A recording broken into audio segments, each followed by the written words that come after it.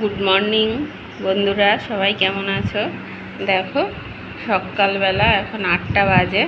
আমি একটু বসেছি, ও এসে আমার কোলে বসে আছে।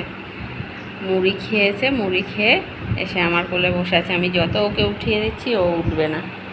দেখো দেখো, ওই যে যাচ্ছে, আবার মুড়ি খেতে যাচ্ছে। এই যে ওদের খাবার, পাখিরা খেয়ে বেরিয়ে গেছে। আর এদের দুজনের অবস্থা দেখো, সারা দিন মারামারি। দেখো কি করছে, দেখো চকটাকে নিয়ে কি করছে, দেখো ছিঁড়ে ফেলছে। দেখো দেখো, তাকাও তাকাও কালুয়া, তুমি একটু তাকাও। এই যে এইদিকে তাকাও। হ্যাঁ, তাকাও, ফোনের দিকে তাকাও।